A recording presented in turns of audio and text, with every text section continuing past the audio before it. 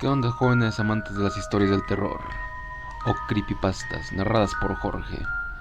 Bueno, pues, sin más preámbulo, vamos con A Solas en Casa.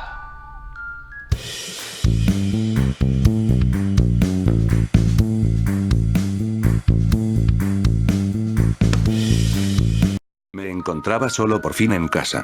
Mis padres habían salido de viaje. Tenían años planeando y ahorrando para sus vacaciones al este de Europa, más precisamente Praga, República Checa.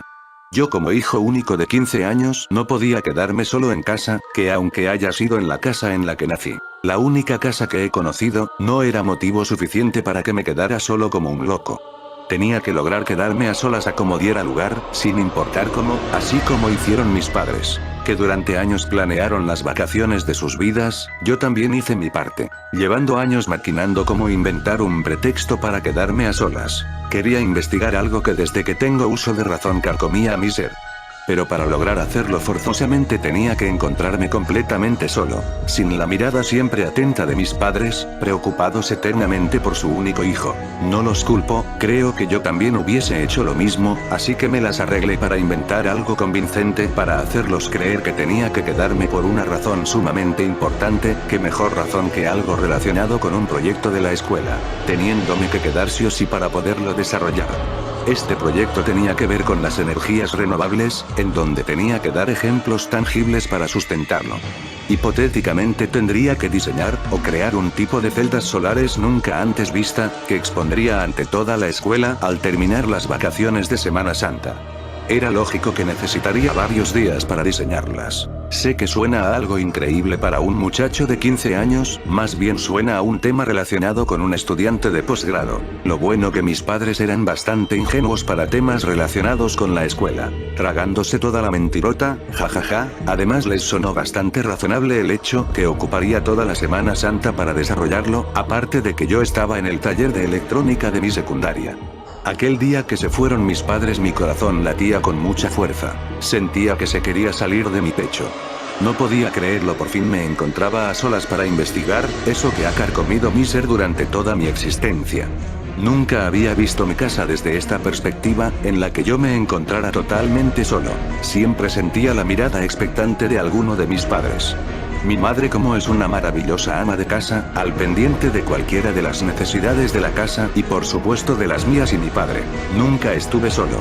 Mi padre tenía un medianamente remunerado empleo y un horario excelente. Siempre se encontraba en casa, a partir de las 4 en punto de la tarde, 2 horas después de que yo llegara de la escuela secundaria. Entre semana todo era rutinario.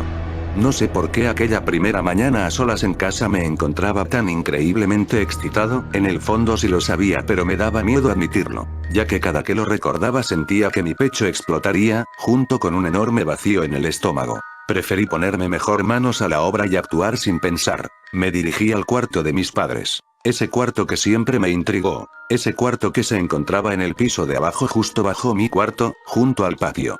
Increíblemente ese maldito cuarto no tenía ninguna ventana. Desde que tengo uso de razón esa puerta nunca la vi abierta, siempre bajo llave. Siempre sentí esa sensación de que mis padres nunca fueron honestos conmigo. Puede que me ocultaran algo impensable. Finalmente me paré frente a la puerta para corroborar si habían dejado la puerta con llave. Lentamente fui acercando mi mano al picaporte. Por mi frente corría una gruesa gota de sudor, que llegó hasta mi pecho. Eran las 10 de la mañana. No tenía por qué preocuparme. Justo en el momento en el que iba a abrir la puerta iba pasando un camión del gas, que con su maldita bocina me hizo pegar un brinco. Solté el picaporte de una manera muy brusca, sin haberlo podido girar aún. La sangre se me heló como nunca en mi vida lo había sentido. Por fin giré el maldito picaporte, se encontraba firmemente cerrado con llave, como siempre. Para esto yo ya me había hecho con una copia de las llaves que había tomado del delantal de mi madre, cuando ella fue al mercado, algunas semanas antes de su partida a Europa. Esto fue algo en extremo raro en ella, porque siempre tenía un cuidado inhumano, de nunca apartarlas de su lado.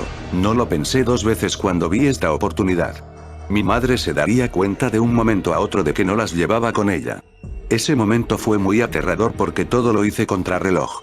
Tomé mi bicicleta y pedaleé de una manera bestial para llegar a la cerrajería más cercana. Todo lo hice en menos de 10 minutos. El cerrajero sacó la copia de las 2 llaves, que colgaban de la figurita de mazorca que la hacía de llavero. Llavero que siempre fue el mismo, siendo inconfundible para mí. Fueron aproximadamente 3 minutos los que tardó en hacer la copia, me las entregó, le pagué lo justo. Y aún más asustado que a la salida, me dirigí a casa. No sentía mis piernas mientras pedaleaba. A lo lejos alcancé a divisar a mi madre, caminando con un paso firme y seguro. Creo que no me alcanzó a ver. Venía distraída hablando por celular mientras volteando hacia el otro lado de la calle para ver si no venían carros, ya que se encontraba cruzando la calle, mientras yo entraba volando a la casa. Cuando ella llegó a la casa momentos después no me dijo nada. Todo el resto del día transcurrió normalmente. Desde que empecé a usar el sentido del oído, siempre recuerdo haber escuchado por las noches ruidos muy extraños provenientes del piso de abajo. Todo a mi alrededor siempre se encontraba completamente a obscuras. A mis padres nunca les gustó la idea de que durmiéramos con ninguna clase de luz encendida. Prácticamente bajaban el interruptor del suministro de luz de toda la casa a partir de las 11 de la noche. Para ese momento yo tenía prohibido bajar las escaleras para buscarlos, o ir a tomar algún vaso con agua, o bajar para ir al baño, ya que contaba con ambos servicios en mi habitación. Cuando era más pequeño, si me asustaba más de la cuenta, en vez de ir corriendo a su habitación, tenía que hablarle a alguno de los dos a gritos para que fueran hasta mi lado, ya que tenía prohibido terminantemente ir a buscarlos a su cuarto. Como puede deducirse con mis padres, tuve una relación un tanto distante a pesar de que fui hijo único.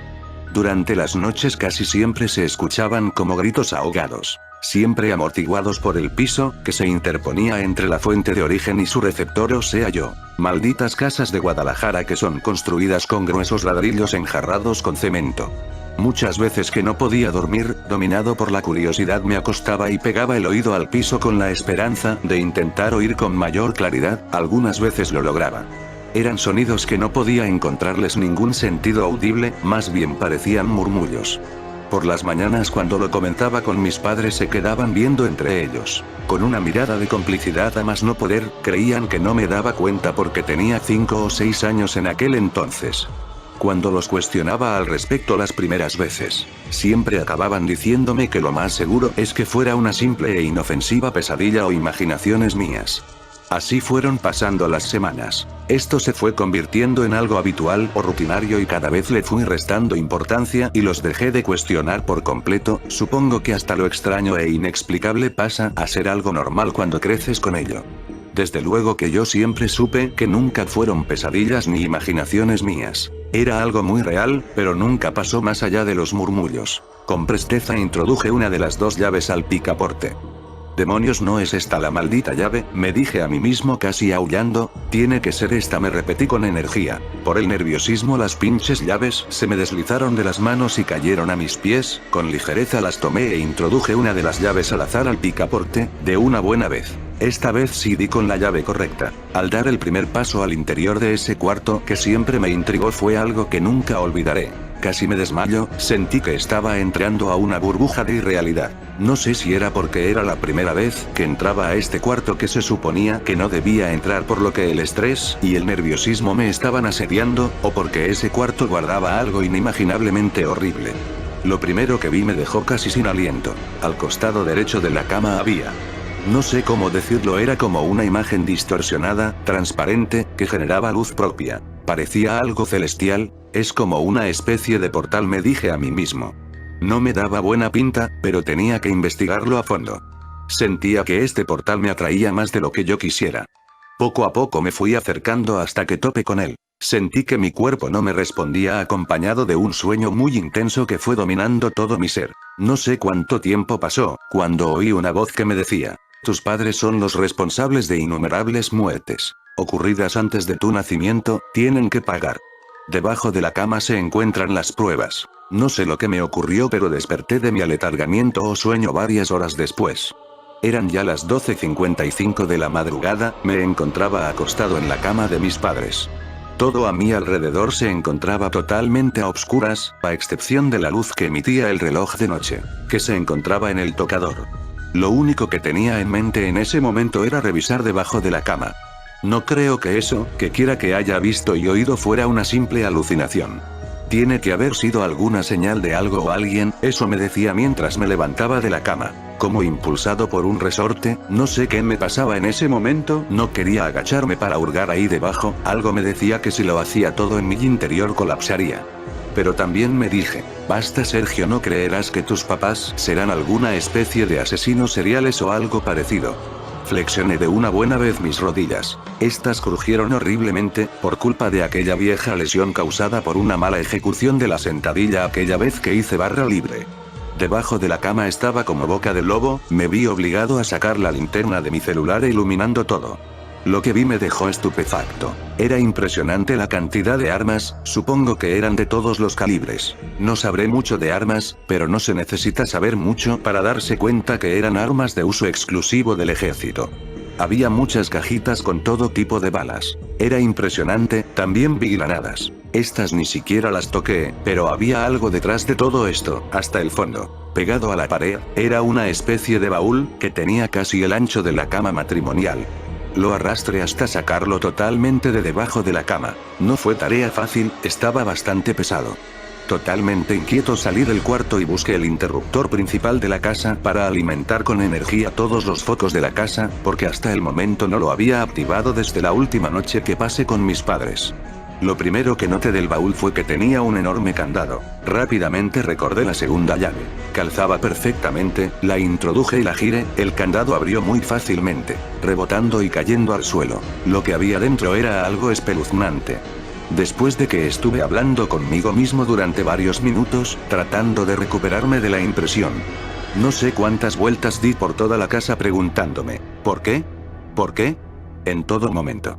Después de un rato una poca de cordura vino a iluminarme para examinar toda mi vida y llegar a una conclusión devastadora. Mis padres fueron siempre asesinos seriales. Conté como 8 cráneos humanos, un montón de costillas, varios fémur y muchos huesitos que no sé sus nombres. Fue cuando entendí por qué mi vida siempre estuvo enmascarada con un velo permanente de intriga. Fue cuando comprendí también que mi vida ya no tenía ningún significado. Tomé una granada, le quité el seguro y pretendí quedarme con ella hasta que detonara. No podía creer que fueran asesinos seriales y que además guardaran la evidencia de ello justo bajo su cama. No puedo vivir en un mundo donde nos matemos unos a otros sin ninguna razón aparente, más que para satisfacer un instinto psicópata. Nunca volveré a creer en ninguno de los dos. Si es así con los que más quiero, ¿cómo será con gente ajena? Lo peor de todo es que vi una fotografía mía colgada arriba de la cabecera de la cama, de cuando era un bebé. En la que contaba como con unos 2 años de edad. Pero en lo que en definitiva llamó mi atención en extremo era lo que había al lado de esta fotografía mía. Era como si fuera yo mismo pero en un extremo estado de desnutrición. Tomé ambas fotografías. La que era la mía decía, Sergio crecerá como un niño normal. Sujeto de control. Pero la que me horrorizó en extremo, fue la del niño en avanzado estado de desnutrición que decía, a partir del primer año de edad a Ramón se le comenzó a someter a la prueba, los límites de la resistencia humana, en hermanos gemelos bebés. Al final decía, Ramón aguantó 63 días sin comer. Fotografía tomada el mismo día de su fallecimiento, junto con su hermano gemelo Sergio. En ese momento había olvidado que tenía la granada en la mano, pero ya no importaba. En ese momento todo se puso negro.